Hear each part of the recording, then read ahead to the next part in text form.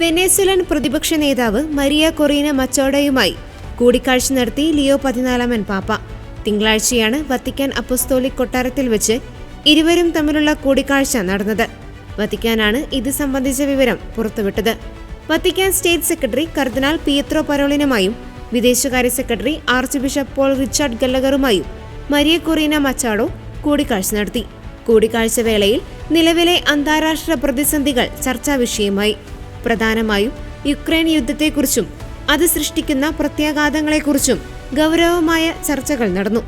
ലോകസമാധാനം പുനഃസ്ഥാപിക്കുന്നതിനായി വിവിധ മതങ്ങൾ തമ്മിലുള്ള സംഭാഷണങ്ങളുടെ പ്രാധാന്യവും ബഹുരാഷ്ട്ര നയതന്ത്ര സഹകരണത്തിന്റെ ആവശ്യകതയും ചർച്ചയിൽ ഊന്നിപ്പറഞ്ഞു. കൂടിക്കാഴ്ച വേളയിൽ ഇരു രാജ്യങ്ങളും തമ്മിലുള്ള സഹകരണം കൂടുതൽ ശക്തമാക്കാൻ സഹായിക്കുമെന്ന് വത്തിക്കാൻ അറിയിക്കുകയും ചെയ്തു. വെനസ്വേല നേരിടുന്ന രാഷ്ട്രീയ, സാമ്പത്തിക, മാനുഷിക പ്രതിസന്ധികൾക്കെതിരെ അന്താരാഷ്ട്ര തലത്തിൽ ശബ്ദമുയർത്തുന്ന നേതാവാണ് മച്ചാഡോ.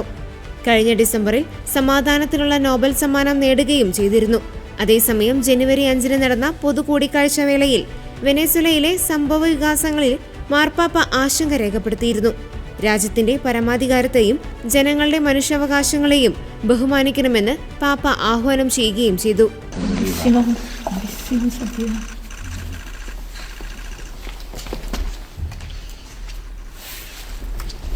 Estoy muy emocionada.